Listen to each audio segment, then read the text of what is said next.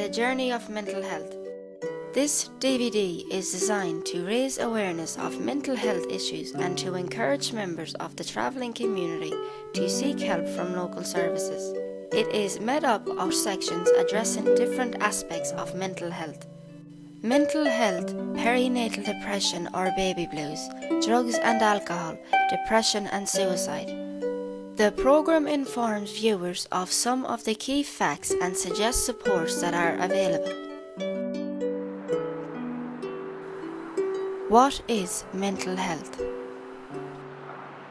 The scale of mental health is as broad as the County Sligo, and that you can be at anywhere within it. If we look at it in the context of mental health and mental illness from 2 points, if we look at it from a traveller point of view, we're trying to get from Cork to Donegal.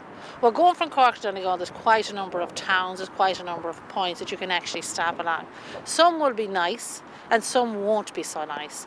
So if I arrive in a town that I don't want to be, or in a place in my life that I don't want to be, there's a number of interventions I can get to bring me to a place where I want to be. So if I'm in a town, for instance, that I don't like, I can just get into the car, get petrol, insurance tax, and drive to a place where it's happier. Whereas if it's a mental health condition I have, I go to a GP, I get counselling, I get medication, and I move to a happier place in my life. Mental health means being happy with who you are, having fulfilling relationships, being adaptable to change, having a positive outlook on life. When we talk about mental health, how does that fit in with mental illness? When we talk about mental health as physical health, we're talking about what are the things that we need to do to look after our mental health, to keep our mental health healthy, no more than our physical health.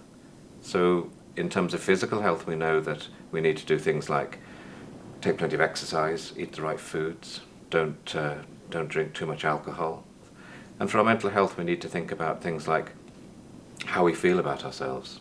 We need to think about how do we cope in stressful situations, what kind of support networks do we have, what kind of attitudes do we have. So all of those things protect and enhance our mental health.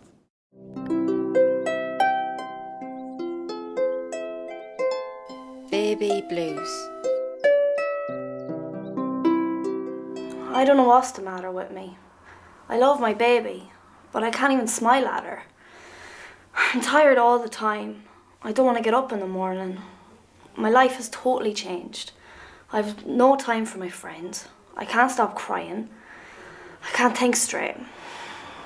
Ever since I've had my baby, I've no energy. I'm down all the time. I don't know what to do. I don't know what to do. I don't know what to do. Louise is a good girl, but her behaviour has changed totally in this last few weeks. It's not like having ups and downs. We've always had our ups and downs, but Louise's behaviour has changed. She doesn't look after herself. She's not even cleaning herself. She doesn't even wash her hair. She's down all the time, moping and crying. This has been going on for months. What do I do? Who do I call? It has to stop. The baby blues can happen when you're carrying your baby, or any time during the first year after your baby is born. When you're not coping, not talking, or not feeling good. When you feel a cloud over you, or you feel a shame. It happens for all kinds of reasons. No need to blame yourself. You can get help. You might need to talk to someone for a while, or you might need medication to help you get through it. It's very treatable and you can recover completely. If you don't get help, it'll only get worse. Hello, how are you? Hello, I have an appointment with Dr. Daly this morning, please. Yes, what's the name, sorry? Louise Stokes. Yes, Louise, just go down the hall on the left, second door on the left. Thank you very much.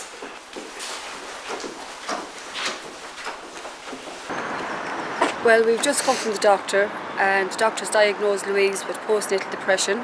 We're just waiting on an appointment to come out for counselling, and she says that she needs to spend more time with her baby and her friends. So with the help of God, things will work out. Still don't think there's nothing wrong with me though. Well, the doctor knows best.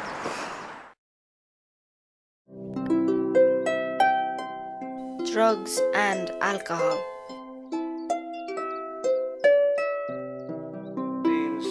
Collapse in the arms and the hands. They will sometimes shoot it in between their toes to try and find a vein, or even in the groin area, anywhere that they can find a vein, they will inject. Heavy drinking causes skin problems, trembling, the shakes, obesity, brain damage, mood swings and personality changes. Getting very drunk can lead to loss of consciousness and death. Have you seen alcoholics in hospital? Have you seen the long effects of I know some like bad alcohol. Well, have you seen it? Drinking for years, but like. You see the effects that it's having like on their body. zombie, You mean tell me that they're healthy and fit and walking around the place? Oh no. It's not Just that. because you can't see it, it doesn't mean Look it's not at that. as Look bad. at the difference up there, man. Look at the one there. And look at That's the bottom. crystal meth. It That's doesn't like matter, there's a big difference between. The findings are that drugs and alcohol misuse is actually increased in this country, and it has increased quite a bit within the traveller community as well. What I'm hoping is that you will give me the names of different types of drugs. We can write them down here on this chart, and then we can go back over them later on and have a little bit of a talk about them. Heroin, LSD, acid, MDMA. Any more? Herbs. Weed. Did you say white or weed? Weed. My apologies. Amphetamine. Hey, DNA. Ease. Any more? Speed. Crystal meth. Crystal meth. Yes. So look, coke. White. If you are looking for help or for a service or support for your own or someone else's drinking or drug use, talk to your GP. We need to identify and see that there's treatments that are there. People can go and get treatment for drugs and alcohol misuse. There's counselling that's there. There's quite a number of travellers now that are counsellors themselves that will work with individuals to try and bring people out of that place. Well, you know where my office is? On the beside Dunn Stores. If you want to come up there, I'm an addiction counsellor. I will help you if you want. You have to want to get off it. People can't put you off drugs, or like people can't put you on them. It's a decision that you have to make for yourself, but you have to work with it. But if you want to help, I will. I'll even come down here to you if you want. Depression.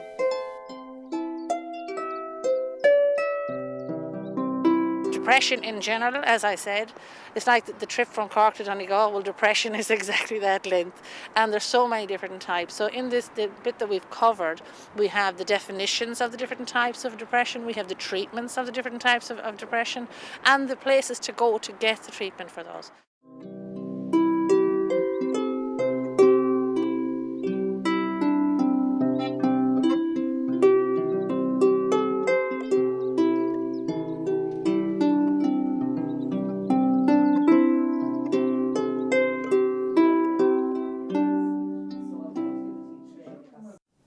Can you explain to us what is depression?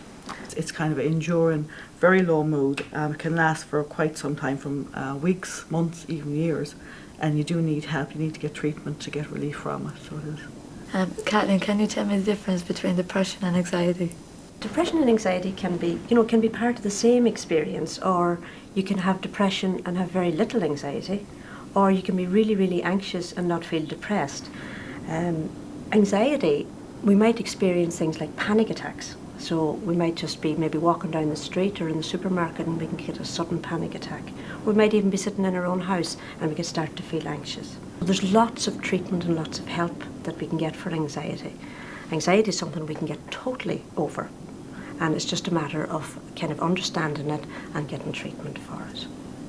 Joan, could you tell us what is bipolar? You can either be very depressed or you can be very elated. And some of the signs and symptoms of someone who has bipolar would be irritability, difficulty in sleeping, maybe going out and buying way too much things where they can't afford to do it. They also can have the same symptoms as depression, which would be, difficulty in sleeping, weight loss, difficulty concentrating on things, and it really impacts on not only the person themselves, but on the family around them as well. Pat, can you explain to us about the types of treatment that's available? Your GP is the person who starts off treating the majority of people with any form of mental illness, and every day of the week when you go into a GP surgery, there will be a number of people there who will be suffering from mental health problems like depression, anxiety, psychosis, different things like that. And it's only when the person really needs to move on into other services, like specialist services, like mental health services, that they will be referred. Now, for example, with someone with depression, they can be on antidepressants, but they also, one of the most effective treatments combined with medication will be cognitive behaviour therapy. All in Sligo Leitrim, all GPs have access to cognitive therapists, family therapists, addiction counsellors, and community mental health nurses. Kathleen, what is CBT? Yeah, CBT is short for cognitive behavioural therapy. Now, cognitive is just how we think. So it's usually about what we're worried about or what way we're thinking. And when we're anxious, most of our thoughts is, my God, are people going to notice that I'm anxious, or am I going to have a heart attack, or am I cracking up? So our thinking is kind of important to keeping anxiety and depression going. The behavioural bit is more to do with what we can't do. Sometimes if I'm having panic attacks, I can't get into the crowd.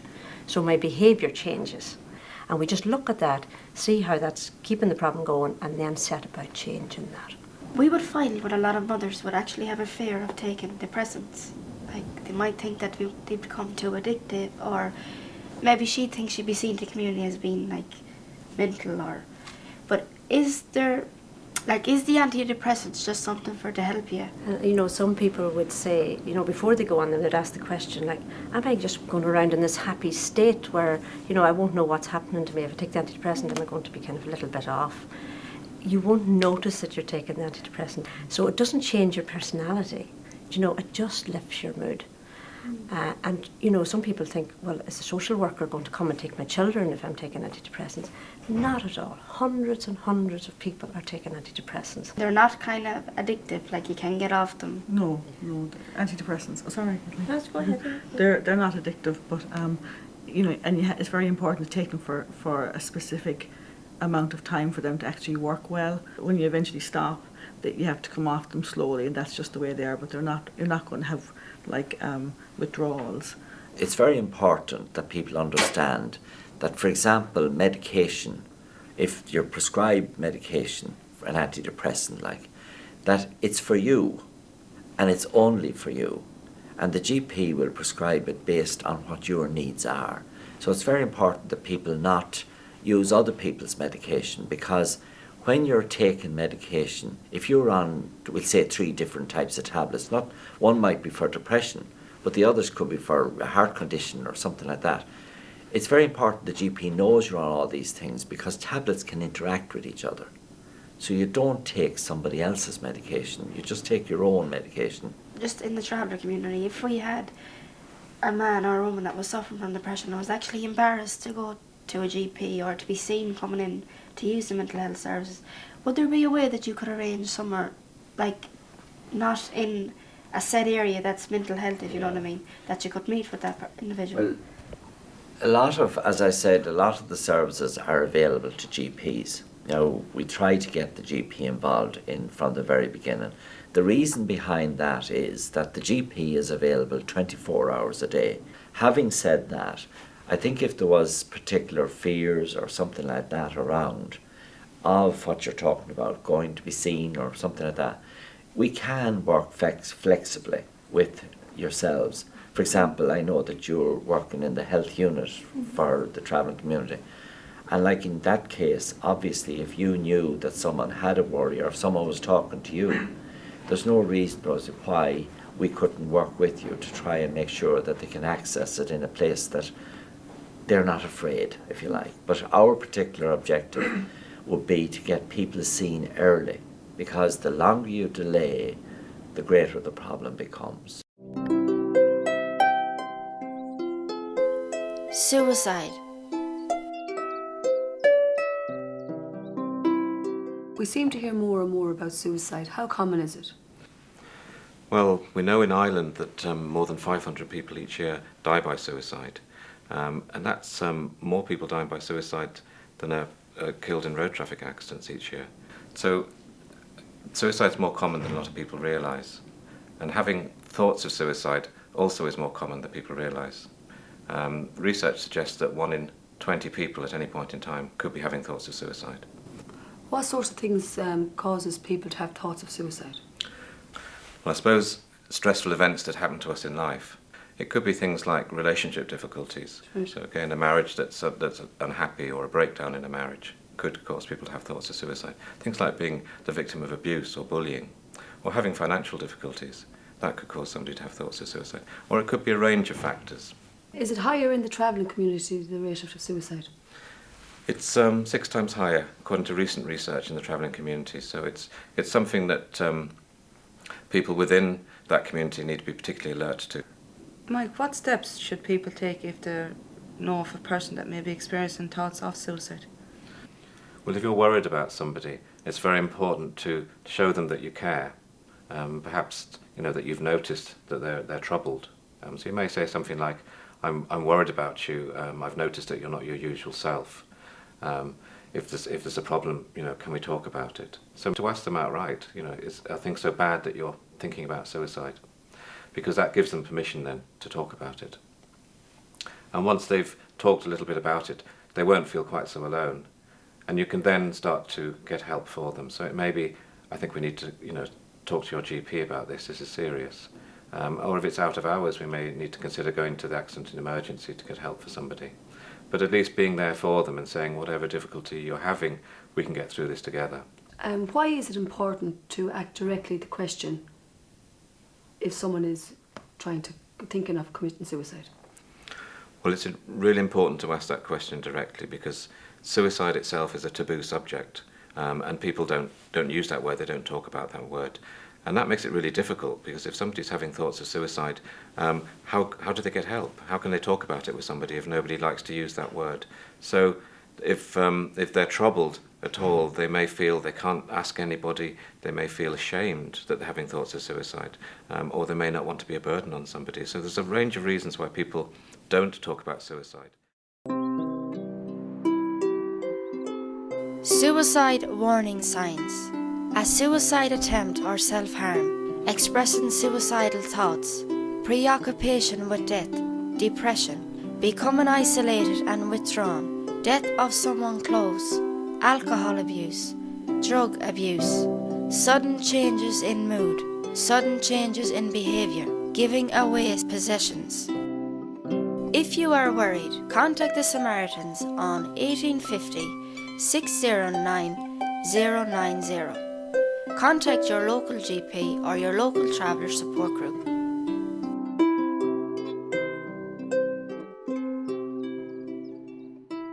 You did great work today, didn't I? Not bad, not bad. Am I getting the hang of it, do you think? I'll teach you it. What fun did Sophia coming in today? Oh, she had to stay home to my child. How is she since the crash? Tell you the truth, Eileen, she doesn't talk about it. Does she not? But she was at the doctor the other day now, and the doctor said she'll be alright with a bit of help. Did he? With the help of God. Hiya, Sophia. Did you get back? Yeah, not me again. What on about now? Oh, nothing. Caroline, would you ever go down the stair and get me the paints that I left behind me? Would you please? I'm back with you. Good woman, thanks. I'm very worried about you. Oh, you don't need to be worried about me. I'm alright. Well then, I know your brother died, yeah? But I don't know what happened. How did it happen? He took his own life. Oh, that must be awful. For you and he. Yeah, the family's destroyed. Never get over it. But time is a great healer now, isn't it? Yeah, you're right. How's your mother and father going? They're not. None of us is. I thought maybe some of you might be starting to deal with that. Sure, how could you deal with losing someone so young who took his own life? What was going on in his head at all? But I'm sure that you tried to help him. I tried to talk to him, but it was no good. I suppose I would with the shock of it all in the beginning. But I'd like to think that I'd sit down and realise, there's no one is to blame. And he wouldn't want you to blame yourself, would he? No, he wouldn't. I know he wouldn't. I just can't help it. Sounds very, very serious.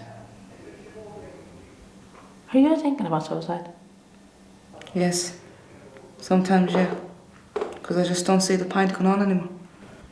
Would you consider talking to somebody, getting some help? For the love of all that's blessed and holy, who do you think would be able to talk to me? Who would be able to help me? Get real, in this day and age, there's just some things people cannot help you with. I'm not being ignorant, you, I know you're trying your best, but that's just the way it is. No, but would you consider talking to somebody? Do you know, would you really consider talking to somebody professional who knows about these things? Like, I'm not going to pretend that I know about these things. And I've experienced death in the family, but I've never experienced death by suicide. But there are people there professionally trained to talk to individuals and families who find themselves in these situations. Would it help? I know, but you don't have to deal with this on your own. Do you know, you don't have to go through this on your own.